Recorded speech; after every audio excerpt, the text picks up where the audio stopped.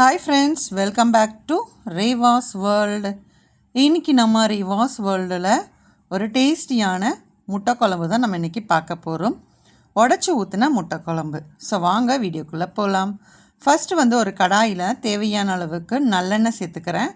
இதில் பட்டை, கிராம்பு, சோம்பு, ஜீரகம், பிரியாணி இலை, கொஞ்சம் ஸ்பைசஸ் உங்களுக்கு எந்த அளவுக்கு தேவையோ அந்த அளவுக்கு நீங்கள் சேர்த்துக்கோங்க. சேர்த்துட்டு இது நல்லா பொரிஞ்சு வரட்டும். நல்லா பொரிஞ்சு வந்ததுக்கு அப்புறமா தான் இதில் நம்ம வெங்காயம் சேர்க்கணும். நான் ஒரே ஒரு வெங்காயத்தை நல்லா பொடிசாக சாப் பண்ணிவிட்டு அந்த வெங்காயத்தை சேர்த்துக்கிறேன். இப்போ 2 வெங்காயத்தை நான் அரைச்சி பேஸ்ட் மாதிரி எடுத்து வச்சுருக்கேன். ஸோ அதனால் நான் ஒரே ஒரு வெங்காயம் இதில் சேர்த்துட்டு நல்லா வதக்கி விட்டுக்கிறேன்.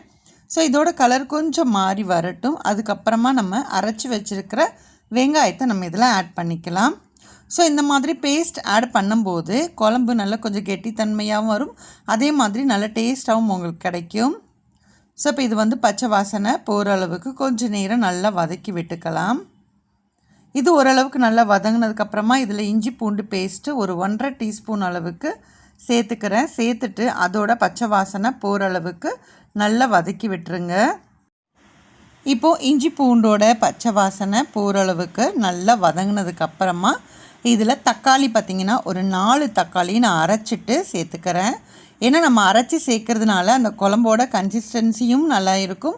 அதே மாதிரி பசங்க சாப்பிடலாம் அப்படின்னா கண்டிப்பாக இந்த மாதிரி அரைச்சி செஞ்சுருங்க. அப்போ உங்களுக்கு அது வேஸ்ட் ஆகாமல் இருக்கும்.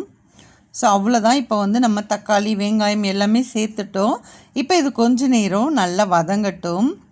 அதில் இருக்கிற தண்ணி சத்தை எல்லாம் கொஞ்ச நேரம் சுண்டி வரணும். ஸோ அதுக்கப்புறமா இதில் நம்ம மசாலா எல்லாமே நம்ம ஆட் பண்ணிக்கலாம். இப்போ மசாலான்னு பார்த்திங்கன்னா நான் இன்றைக்கி 1/2 டீஸ்பூன் அளவுக்கு மஞ்சள் தூள் சேர்த்துக்கிறேன். 2 டீஸ்பூன் அளவுக்கு தனியா பவுடர் சேர்த்துக்கலாம். கொத்தமல்லி பொடி. இப்போ மிளகாத்தூள் உங்களோட காரத்துக்கு ஏற்ப மிளகாத்தூள் கூட குறைச்சி சேர்த்துக்கோங்க. நான் இன்றைக்கி ஒரு 1.5 டீஸ்பூன் அளவுக்கு மிளகாத்தூள் சேர்த்துக்கிறேன். ஸோ அதே மாதிரி இதில் தேவையான அளவுக்கு உப்பு, கொஞ்சமாக நம்ம கரம் மசாலா சேர்த்துக்கலாம். ஏன்னா கொஞ்சம் ஃப்ளேவர் கிடைக்கும் அப்படிங்கிறனால நான் கொஞ்சமாக கரம் மசாலா சேர்த்துக்கிறேன். சேர்த்துட்டு இப்போ இது எல்லாத்தையுமே நல்லா மிக்ஸ் பண்ணி விட்டுக்கலாம். இப்போது நம்ம போட்ட மசாலா எல்லாமே பார்த்திங்கன்னா பச்சை வாசனை போகிற அளவுக்கு நல்லா வதக்கணும். ஸோ நம்ம தண்ணி சேர்க்குறதுக்கு முன்னாடியே நம்ம இந்த மசாலா எல்லாம் சேர்த்து நல்லா வதக்கும் போது உங்களுக்கு அதில் இருக்கிற தண்ணி சத்து எல்லாமே உங்களுக்கு கிளியராக அப்சர்வ் ஆகி அந்த மசாலா அந்த பேஸ்ட் மாதிரி உங்களுக்கு கிடைக்கும் இல்லையா, அது மாதிரி நல்லா வதக்குங்க. ஸோ அந்த மேலே பார்த்திங்கன்னா லைட்டாக அந்த எண்ணெய் தெளிஞ்சு லைட்டாக வர மாதிரி இருக்கும். ஸோ அதனால் கொஞ்சம் நேரம் சிம் பண்ணி வச்சுட்டு ஒரு மூடி போட்டு வச்சிடுறேன்.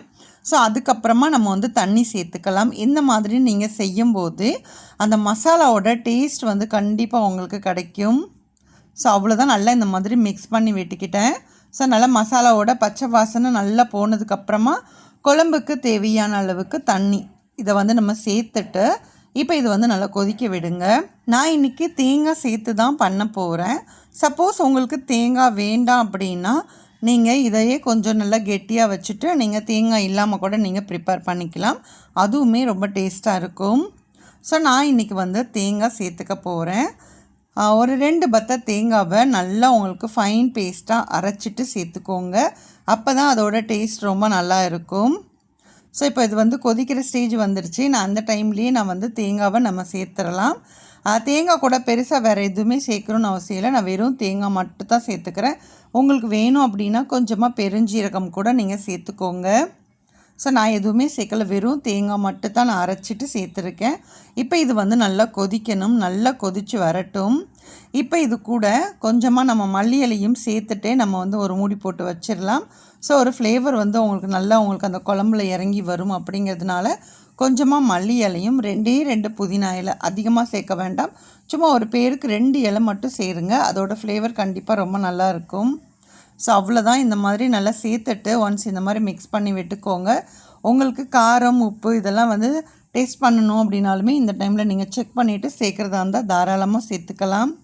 ஸோ குழம்பு நல்லா ஒரு மூடி போட்டு வச்சுட்டேன். இது நல்லா கொதித்து அந்த எண்ணெய் மேலே நம்ம ஊற்றின எண்ணெய் பார்த்திங்கன்னா நல்லா தெளிஞ்சு மேலே வரும். இந்த மாதிரி எண்ணெய் மிதக்கும் போது தான் நம்ம இப்போ முட்டையை நம்ம உடச்சி விடணும். ஸோ இந்த மாதிரி ப்ரொசீஜரை கண்டிப்பாக ஃபாலோ பண்ணிக்கோங்க.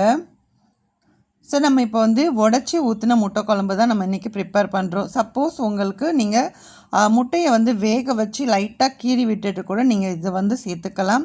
ஸோ உங்களுக்கு எப்படி பிடிக்குமோ அந்த மாதிரி சேர்த்துக்கோங்க. நான் இப்போ வந்து முட்டையை எல்லாத்தையுமே நான் வந்து உடச்சி ஊற்றிக்கிறேன். இப்போது முட்டை எல்லாமே நம்ம உடச்சி ஊற்றியாச்சு. ஸோ அதுக்கப்புறம் உடனே நம்ம வந்து மிக்ஸ் பண்ணக்கூடாது. அப்படிங்கிறதுனால நான் மூடி போட்டுட்டு கொஞ்சம் நேரம் ஃபாஸ்ட்டாக வச்சுட்டு அதுக்கப்புறமா லைட்டாக வந்து சிம் பண்ணி வச்சுட்டேன். ஸோ நல்லா ஒரு 10 நிமிஷம் போல் அப்படியே விட்டுட்டோம் அப்படின்னா சூப்பரான உடச்சி ஊற்றின முட்டை குழம்பு வந்து நம்மளுக்கு ரெடி ஆயிடுச்சு. ஸோ உங்களுக்கு பார்த்தாலே உங்களுக்கு தெரியும்னு நினைக்கிறேன். நல்லா கமன்னு நல்ல ஒரு வாசனையோடு வந்து ரெடி ஆயிடுச்சு.